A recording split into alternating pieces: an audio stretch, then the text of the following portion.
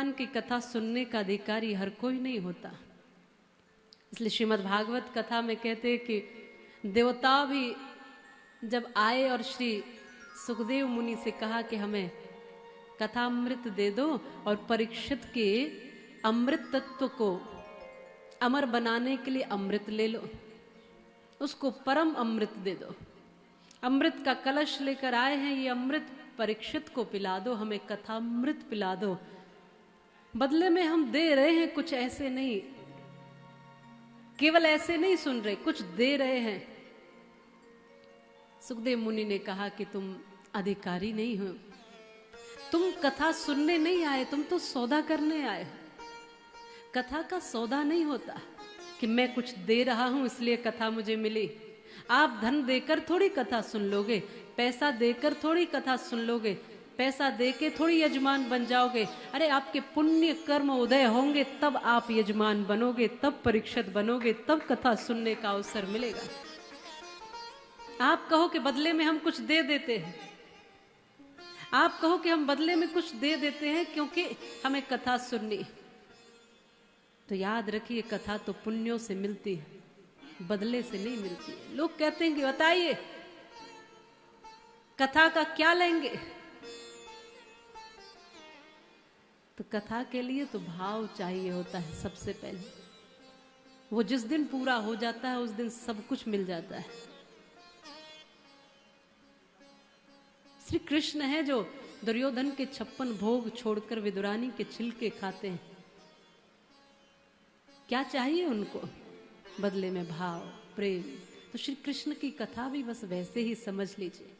जितने भर भी यहाँ बैठे हैं और जो भी चैनल से सुन रहे हैं, उन सबका सौभाग्य है कि उनको पवित्र श्रावण के महीने में एकादशी के दिन भगवान की कथा सुनने का अवसर मिल रहा है। जीवन तर जाता है कथा सुनकर, मुक्ति हो जाती है कथा सुनकर, भगवान श्री कृष्ण का दर्शन हो जाता है कथा सुनकर, और मन के विकार दूर हो जाते हैं कथा सुनकर।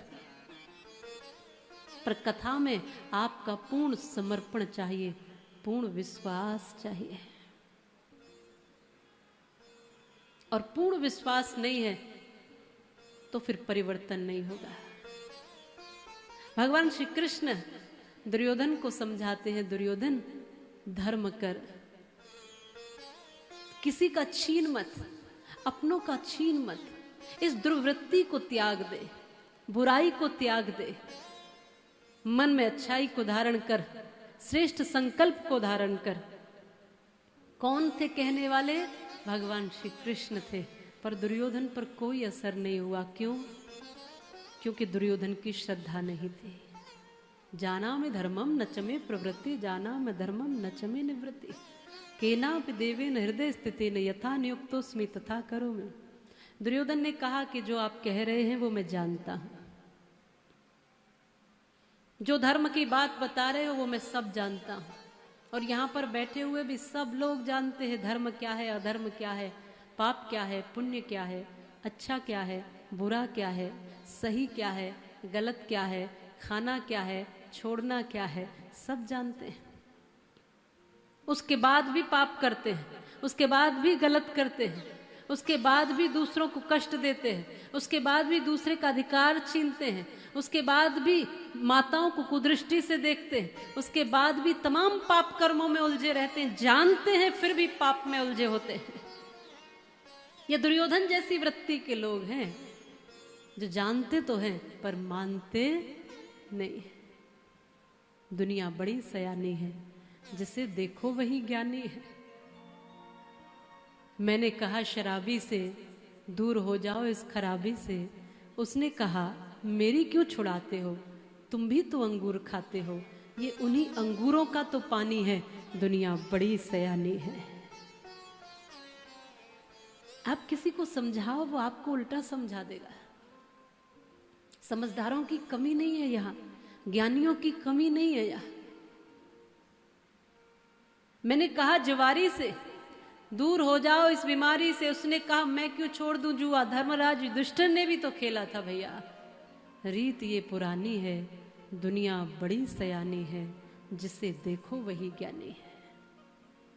सब जानते हैं, जानबूझकर पाप करते हैं तो वो पाप और अधिक बढ़ के लगता है। गलती से कोई गलती हो जाए तो प्रायश्चित से ठीक भी हो सकता है, लेकिन जानबूझकर किए हुए पाप, जानबूझकर की हुई गलतियां, उनका परिणाम बहुत दुखद होता है। फिर गंगा नहा के भी वो पाप से छूट नहीं पाते, जमुना जी का आचमन करके भी वो पाप से मुक्ति नहीं हो पाते, कथा सुन के भी वो पाप नहीं छूट पाते जो पाप आप जानबूझकर कर रहे हो। बात करके देखिए आप लोगों से, आपको लगेगा कि कितना ज्ञान है, कितने ज्ञानी है, कितने भंडार हैं ज्ञान के इनमें, लेकिन जीवन में तो कुछ भी नहीं है, भीतर तो कुछ भी नहीं है, वाणी पे तो संतुलन ही नहीं है। क्या बोलना है ये पता ही नहीं है, कब बोलना है ये पता ही नहीं है, कितना बोलना है ये पता ही नहीं है, क्या सोचना है ये अधिकार में ही नहीं है, मन को लगाना आता ही नहीं है, क्या सुनना है ये समझ ही नहीं है, क्या देखना है इन आंखों से ये पता ही नहीं है, कहाँ जाना है, कहाँ बैठना है, किसके साथ रहना है, कैसा जीवन जीना है, कैसा व्यवहार करना है, कुछ भी नहीं पता।